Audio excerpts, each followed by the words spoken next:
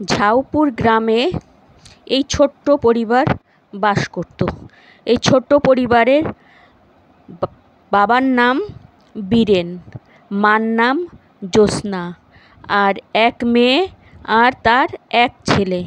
ছেলের নাম ছিল বাবলু আর মেয়ের নাম ছিল চন্দনা। ভালোই পরিবার, ছোট পরিবার। এদের মোটামুটি কিছু জমি ছিল, কিছু গরু ছিল। গরুর দুধ হতো, গ্রামে গ্রামে দুধ বিক্রি করতো। আর যার জমি ছিল চাষবাস করে ওর বাবার ঠিকঠাকই চলে যেত পরিবার। ওর বাবার জমির চাষবাস দেখতো, মা ঘরের গরু, রান্না বান্না এইসব ঘরের কাজই দেখাশোনা করতো। আর ছেলে মেয়ে এরা স্কুলে যেত, পড়াশোনা করতো। মোটামুটি ছিল পড়াশোনার, ঠিকই ছিল পড়াশোনা মোটামুটি। তো মা ঘরে বসে রান্না করতো, বিভিন্ন রকম কাজ করতো।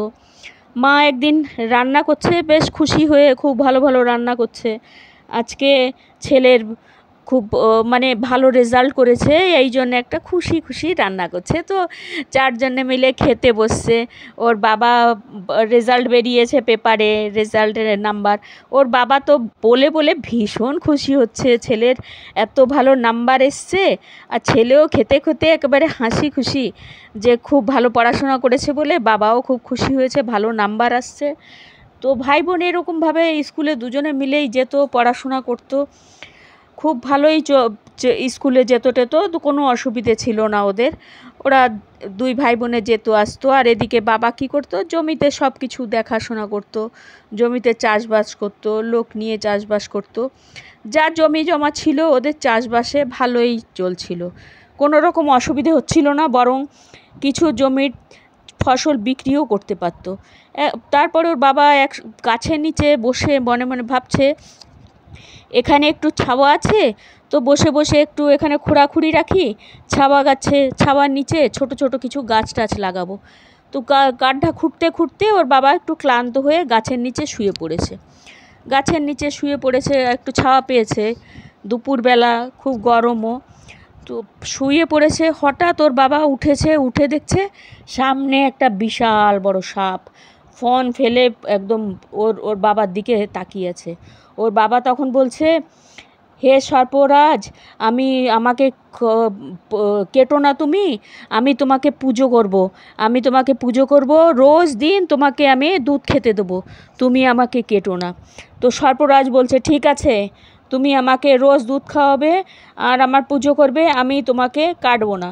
তো বাবা বলল, হ্যাঁ ঠিক আছে, তুমি আমাকে কেটো না, আমাকে সময় দাও, আমি বাড়ি থেকে দুধ নিয়ে এসে তোমায় পুজো করে তোমায় দুধ খেতে দেবো। ওর বাবা যথারীতি বাড়ির থেকে দুধ নিয়ে আসছে। বাড়িতে তো গরু আছেই, নিজেদের গরু, সঙ্গে সঙ্গে বাড়িতে গিয়ে দুধ নিয়ে আসছে। দুধ নিয়ে এসে পুজোর ব্যবস্থা করেছে, নিজেই পুজো করে ওই একটা বাটিতে করে দুধ খেতে দিয়েছে। সর্প মহারাজকে নমস্কার করে বলছে, আসো সর্পরাজ, দুধ খেয়ে যাও। তো সর্পরাজ আসছে, সর্পরাজও খুব খুশি হয়েছে, এক বাটি দুধ খেতে দিয়েছে, তাজা তাজা দুধ। সর্পরাজ তো খুব ভালো, সর্পরাজ এত খুশি হয়েছে, তো ওকে বলেছে, তুই আমাকে যেমন দুধ খেতে দিয়েছিস, আমিও তোকে খুশি হয়ে একটা কিছু দিচ্ছি, এরকমভাবে দেব। তো সাপ আগে তো দুধ খাবে, তারপরে তো দেবে। তো সাপ খুশি মনে একদম এক বাটি দুধ পেয়ে একদম খুশি মনে খুব খেতে শুরু করেছে। এরকমভাবে প্রতিদিনই চলছে। সাপকে দুধ দেয়, দুধ খেতে আসে সাপকে পুজো করে, সাপ দুধ খায়। সাপ দুধ খাওয়ার পরে প্রতিদিনই ওই দুধ খাওয়ার শেষে ওই বাটিতে, যে বাটিতে দুধ খেত, ওই বাটিতে একটা করে সোনার কয়েন দিয়ে যেত। প্রতিদিনই একটা করে সোনার কয়েন দিত। আর ওর বাবা সেই সোনার কয়েন নিয়ে বাজারে যেত, খুব ভালো ভালো জিনিস কেনাকাটা করতো। একটা সোনার কয়েন অনেক দাম, কিছু পয়সাও বাঁচত, সেই পয়সা জমা করত। এইভাবে খুব সুন্দর চলছিল। আর ওর বাবা সেই সব জিনিস নিয়ে যখন বাড়িতে ফিরতো, তখনও দেখতো ওর মা, বাহ কি সুন্দর, সব ওদের সচ্ছল চলছে, সব এনে আনতো। ওর মাও খুব খুশি হতো। ধীরে ধীরে এরকমভাবে ওদের পরিবার আরও ভালোর দিকে এগোতে লাগলো, খুব সচ্ছল হতে লাগলো। কারণ সোনার কয়েন তো অনেক পয়সা, জিনিস কিনেও অনেক পয়সা বাঁচত। আর ওর মা এদিকে তবুও সেই যে গরু টরু ছিল সেগুলো তো করতোই। ওর মা গরুকে স্নান করাতো, গরুকে খাবার খাওয়াতো, গরুকে জল খাওয়াতো। ওর মাই গরুর সব দেখাশোনা করতো, ঘরে থাকতো। এই জন্যে গরু দুপুরবেলা জলের পিপাসা পায়, সব সময় ওর মা নজর রাখতো, কখন জল খাবে, কখন খাবার খাবে। তারপরে আবার তাকে স্নানও করাতো। আর প্রতিদিন প্রায় 15-16 কিলোর মতন গরু দুধ দিত। এত দুধ বালতি ভর্তি করে ওর মাই দুধ ধোয়াতো, ওর মাই দুধ ধুয়ে নিয়ে আসতো। আর একদম পুরো দুধ একদম গাঢ়, খুব সুন্দর, একদম ঘরের দুধ, ঘাস, নিজেদের ঘাস ঠাস খায়, গায়ের গরুর দুধ এত গাঢ় হতো, এত ভালো হতো। গ্রামের লোক তো খুশি হয়ে ওদের থেকে সবাই দুধ কিনতো। আর ওর বাবা কী করতো, বিকালবেলা সকালবেলা সেই দুধ নিয়ে দুইবার দুধ দোয়াতো, দুইবারই অনেক দুধ হতো। আর সেই দুধ নিয়ে গ্রামে গ্রামে ওর বাবা বিক্রি করতে যেত। খুব ভালো, দুধেরও খুব পয়সা আসতো। তো ওদের এখন খুব সচ্ছল পরিবার। এদিকে দুধের পয়সা, ওদিকে জমির চাষবাসের পয়সা, ওদিকে সাপ একটা করে সোনার কয়েন দিচ্ছে। তো ওদের খুব ভালো চলছিল, আর অনেক পয়সা জমা হয়েছে। এইভাবে ওদের চলছে। আর ওর বাবা মনে মনে ভাবছে, এই তো দুধ বিক্রি করছে গ্রামে গ্রামে, এরকম আমি যদি কিছু পয়সা নিয়ে শহরের দিকে চাই, তাহলে একটা নতুন কিছু বিজনেসও, আরও কিছু বিজনেস করতে পারবো। ছেলেও বড় হচ্ছে ধীরে ধীরে। তো ছেলেকে ডাকলো, ছেলেকে বলল যে আমি একটু শহরে যাব, তার আগে তোকে বলে যাচ্ছি, আমাদের ওখানে জমির ওখানে একটা সাপ আসে। প্রতিদিন আমি তাকে পুজো করে একটা বাটিতে করে দুধ খেতে দিই, আর প্রতিদিন সে একটা করে সোনার কয়েন দেয়। তুই ওই সাপটাকে প্রতিদিন গাছের নিচে যেয়ে পুজো করবি, কীরকমভাবে পুজো করবি সব আমি তোকে শিখিয়ে দেবো। তুই ওই রকমভাবে পুজো করবি, আর সাপটাকে রোজ দুধ খেতে দিবি, ওকে কিচ্ছু বলবি না। আর ও খাবার শেষে একটা ওই দুধের বাটিতে একটা সোনার কয়েন রেখে যাবে। তুই প্রতিদিন সোনার কয়েনটা এনে তোর মার হাতে রাখবি, তুই কিন্তু খরচা করবি না, তুই মার কাছে এনে দিবি। এই সব বলে ওর বাবা শহরের দিকে রওনা হলো। সঙ্গেও অনেক পয়সা নিল, যদি কিছু লাগে তো পরে দেখা যাবে, আগে তো বিজনেসও দেখে আসি, আর যদি লাগিয়ে দেওয়ার হয় তাহলে সঙ্গে সঙ্গে লাগিয়ে দেবো। এই ভেবে ওর বাবা শহরের দিকে গেছে, কিছু পয়সা নিয়েও গেছে সঙ্গে করে। তো ওর বাবা শহরে গেছে, বিজনেস চারদিকে শহরের ব্যাপারই তো আলাদা হয়, গ্রামের ব্যাপার আলাদা হয়, শহরের ব্যাপার আলাদা হয়। তো ওর বাবা শহরে গেছে প্রায় 6-7 দিন হয়ে গেছে। শহরে গিয়ে তো আর একদিনে আসা যায় না, খোঁজ খবর নেবে, সব কিছু জানবে। তো এইভাবে 7-8 দিন পরে ওর বাবা ফেরত এসে ওর মাকে জিজ্ঞেস করছে, বরুণ কোথায় গেছে? তখন বলছে, বরুণ বরুণের নামই বাবলু, ওই বাবলু বরুণ ওর প্রথম ছেলে, অনেক ভালোবেসে সব নামে ডাকে। তো ওর মা বলল, শেষে তো সকালে বেরিয়েছে দুধ নিয়ে সাপকে খেতে দিতে। বলছে, আচ্ছা ঠিক আছে, তুমি আমাকে জল টল খেতে দাও। সে বীরেনবাবু, ও কী করেছে, বীরেনবাবু সে জামা টামা খুলে একটু গাছের নিচে বিশ্রাম করছে, বসে জল টল খাচ্ছে। শহরের থেকে আসছে, এত দূর থেকে আসছে কষ্ট করে, একটু তো ঘরে এসে বিশ্রাম করবেই। সে ঘরে এসে বিশ্রাম করছে।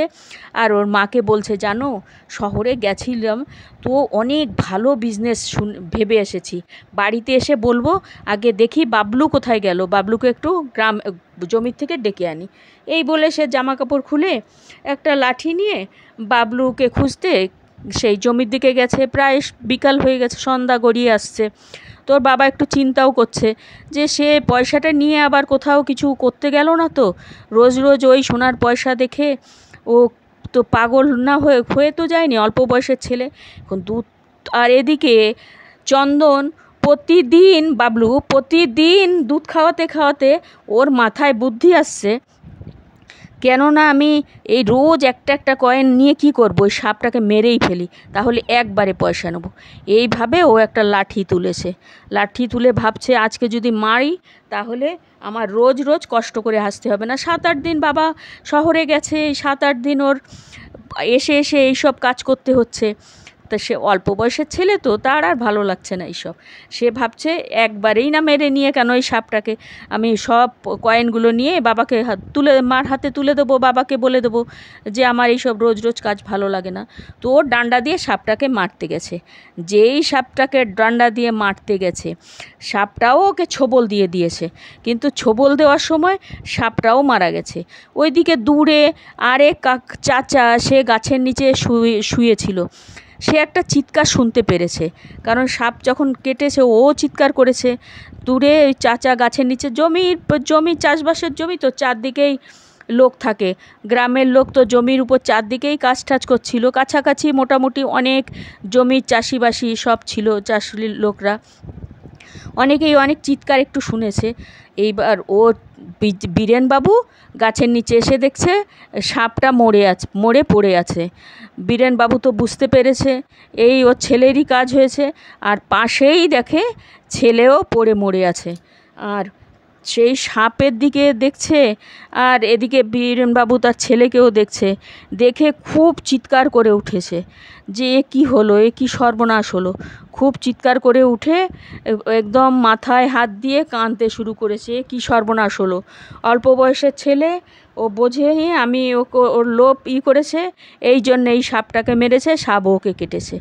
আর চিৎকার শুনে জমির যে আশেপাশে সব লোকজন যে ছিল, তারা তো চিৎকার শুনে ভাবছে কী ব্যাপার, এরকম ভয়ঙ্কর চিৎকারটা কেন দিল। এই ভেবে তারাও দৌড়ে দৌড়ে সব আসছে, এসে দেখছে বীরেন মাথায় হাত দিয়ে বসে আছে, আর পাশেই সাপ আর ওর ছেলে পড়ে মরে আছে। সব গাঁওয়ালে একাট্টা হয়ে গেছে, এ কী অবস্থা, এ কী হলো, এইসব কী ব্যাপার।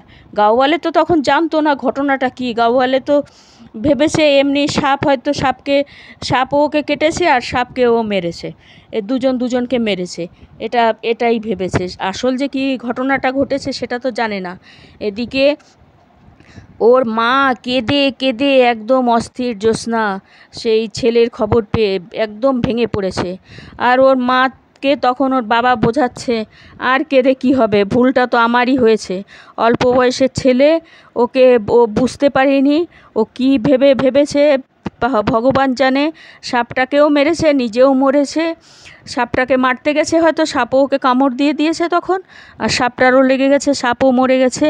এখন আমাদের সব সর্বনাশ হয়ে গেছে, আমার এখন আর এত টাকা পয়সা দিয়ে আর কি হবে, ছেলেই নেই। এদিকে কথাটা ধীরে ধীরে ছড়িয়ে গেছে। একটা বউকে ওর মা বলে দিয়েছে যে ওই সাপটা রোজ একটা করে সোনার কয়েন দিত।